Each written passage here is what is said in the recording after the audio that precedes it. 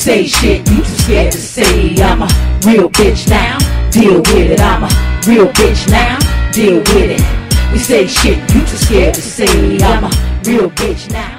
You're tuned into Raw Real Talk, where we give you the real deal. Yes, we do, where we keep it 100 with you at all times. And this is part 2 of I'm Yours, the Hollywood Illusion. But before we get into this video, I want to say that we got a lot of comments from our first video, and the first part to this video, because they're saying that our video did not reflect the charges we were putting against Hollywood being the devil's playground.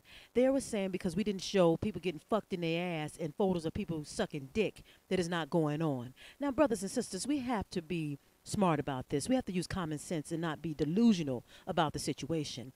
Now, I'm going to give you a perfect example. When you tune into the news every day and they report that babies are being molested, children are getting molested, robberies are taking place, and people are getting murdered, you're not there to see it with your own eyes, but you know that it's existing and you believe them. Now, my brothers and sisters, you have to think about it.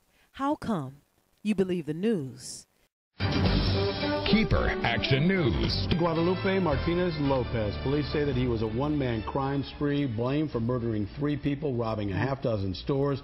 It's a trail of destruction across 3 counties. About former priest and convicted child molester John Gagan.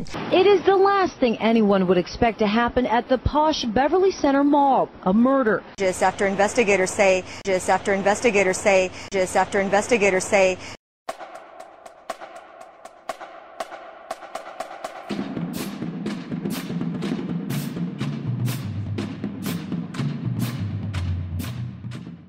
They raped a 13-year-old boy here at the school. Investigators say this happened on April 30th when detectives say the 4 boys actually attacked the 13-year-old boy at a school locker room. 2 boys held the victim down while the 2 other boys sexually battered him with a broomstick and a hockey stick. Investigators say that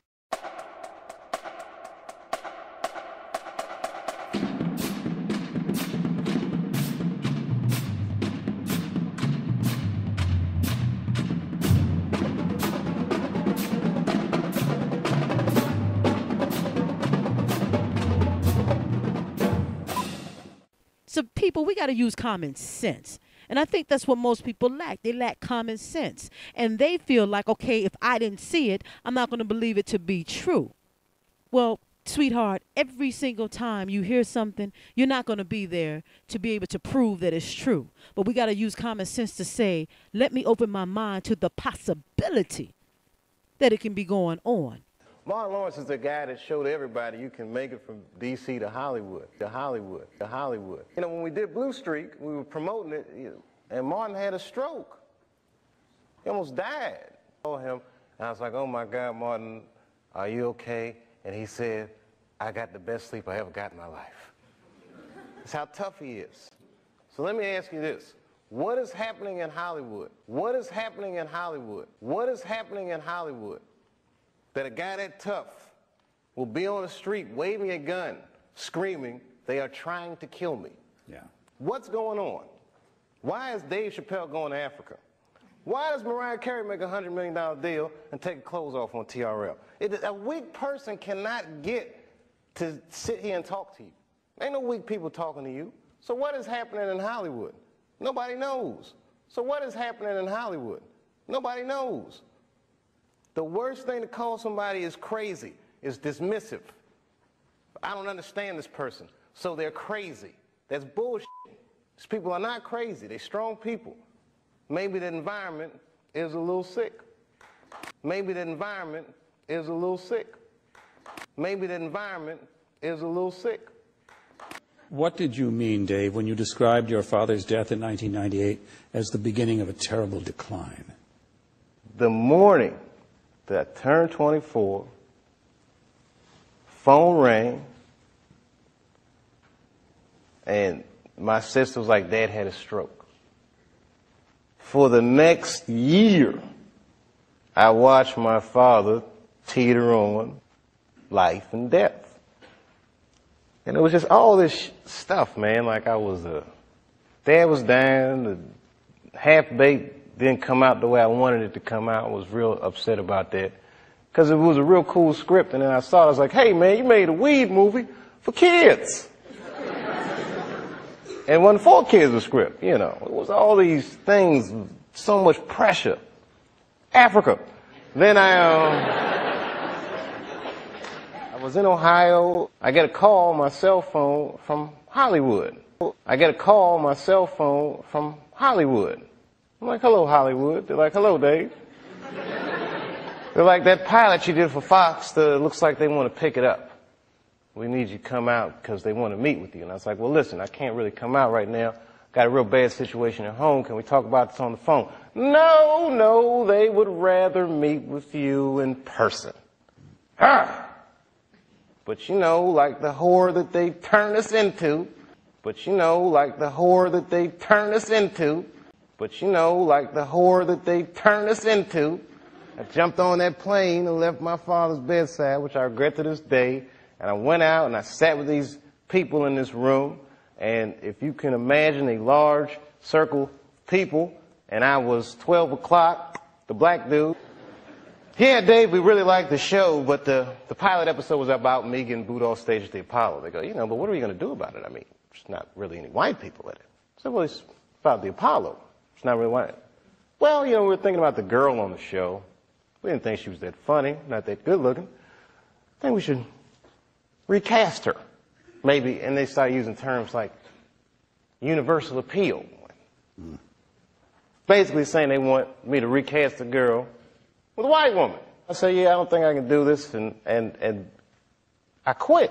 On the cover of Variety, Chapelle pulls the race card. The race card. And then, a few months later, Dad dies. And that's hard for a young dude in his life. That's a real tough loss. I was there when he died. And he went from being my father to what are we going to do with the body? Within moments, it was over. I want to figure this out for myself. You know, I was beat down. I wasn't living right. You know what I mean? Like the weed thing was just a bad habit at this point. And you know what I mean? All these, you know, chicken head girls you mess with when it comes with the territory. I'm just being real. Just being real. Comes with the territory. I'm just being real. Just being real. But when my dad died, because I've been commuting back and forth to Ohio so much, that's when I bought the farm, which I called the you Hollywood farm. Did you stay in Yellow Springs for a while? I live there to this day. I live there to this day. I'm raising my kids there. Look, man, at that point in your life, it's something so real in contrast to what Hollywood is, a very powerful illusion. What Hollywood is, a very powerful illusion. And when your dad died, it kind of just broke the spell, like, oh, this is bullshit. Look, I've been spending so much time doing this. What about my family? What about my friends? Wait, whatever happened to my friends? Damn, I don't even have any friends. Ugh. So I bounced, man. New Year's Eve, 1999, I moved into that farm, and that was it. As far as I was concerned, I was done with what Hollywood is, a very powerful illusion.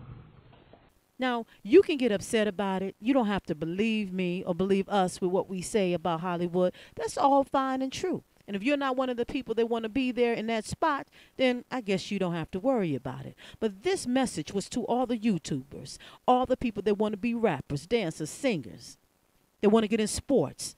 All of these things are attached to Hollywood, whether you want to believe it or not.